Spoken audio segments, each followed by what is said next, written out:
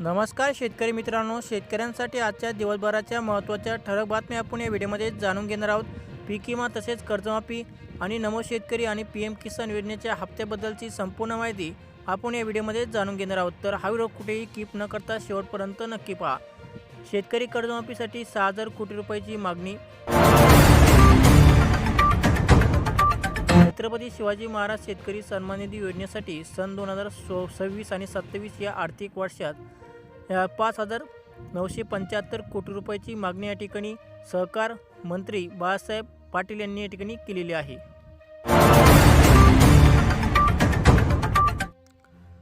कुंभमेळ्यासाठी 25,000 कोटी रुपये दिले, पण शेतकरी कर्जमाफीसाठी पैसे नाहीत। जयंत पाटील, आपल्याकडे शेतकरी कर्जमाफीसाठी पैसे नाहीत, पण कुंभमेळ्यासाठी 25,000 कोटी रुपये दिले गेले। लाडक्या बहिणींना 1,500 रुपयावरून 21 रुपये द्यायला सरकार तयार नाही, अशी टीका जी आहे शरद पवार गटाचे आमदार जयंत पाटील यांनी या ठिकाणी केली आहे।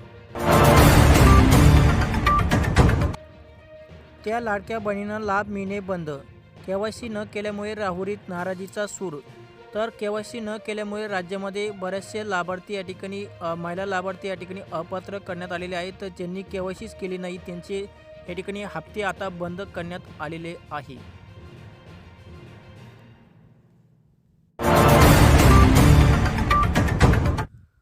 तर आता एसटीने प्रवास करायचा असेल तर NCMC कार्ड आता अनिवार्य करण्यात आलेले आहे। तर नोंदणी केल्यानंतर महिनाभरातच तुमचे हे कार्ड तुमच्या घरपोच या ठिकाणी होणार असल्याची माहिती या ठिकाणी देण्यात आलेली आहे। तर हे कार्ड तुम्हाला काढायचे असेल तर तुम्हाला बस स्थानकावर जाऊन तुमचे कार्ड जे आहे तुम्ही हे कार्ड नोंदणी करू शकता। राज्यातील 20 जिल्हा परिषदेच्या निवडणुका आता पावसाळ्यानंतरच 21 आणि 22 जुलैला होणार अंतिम सुनावणी।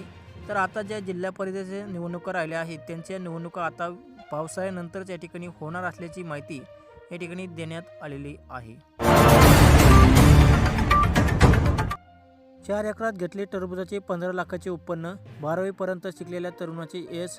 जालना जिल्ह्यातील अंबड तालुक्यातील रुई येथे रविराज भीमराव राजगुरू या मुलाने 12वी शिक्षण पूर्ण करून नोकरीच्या मागे न लागता जे आहे 4 एकरामध्ये टरबूजाचे 15 लाखाचे उत्पन्न घेतले आहे।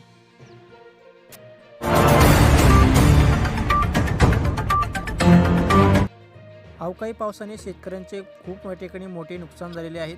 नांदेड जिल्ह्यातील गेल्या 2 दिवसापूर्वी जे झालेल्या अवकाळी पावसामुळे रब्बी पिकाचे फार मोठे नुकसान झाले आहे। वादळी पावसामुळे आंबा फळ पिकाची या ठिकाणी गळती झाल्याने शेतकरी आर्थिक संकटात या ठिकाणी सापडलेला आहे।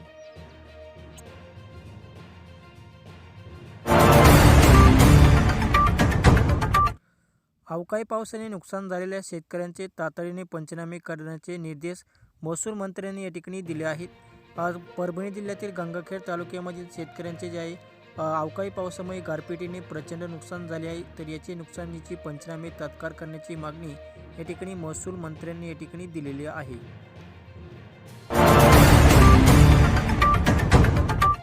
एकाच रात्री 8 शेतकऱ्यांच्या शेतामध्ये चोरी। 23,000 रुपयाचा मुद्देमाल लंपास।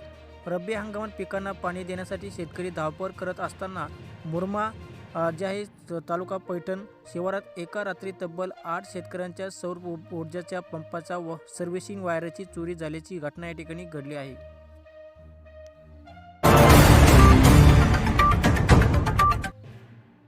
बीड जिल्ह्यातील केज तालुक्यातील परिसरामध्ये गारपिटीने मोठे नुकसान झाले आहे।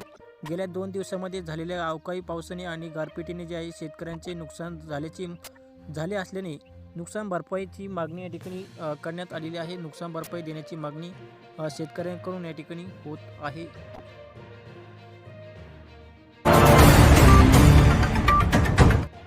पीएम किसान योजनेच्या हप्त्याचे पैसे कधी येणार याकडे शेतकऱ्यांचे लक्ष लागून आहेत। आणि आताच एक मोठी बातमी या ठिकाणी पीएम किसान योजनेबद्दल आली आहे। तर होळीच्या आधी जे आहे शेतकऱ्यांना पीएम किसान योजनेचे पैसे जमा होणार असल्याची माहिती या ठिकाणी समोर आलेली आहे। तर हे पैसे जे आता येत्या 15 मार्चपर्यंत शेतकऱ्यांच्या खात्यामध्ये जमा होऊ शकतात।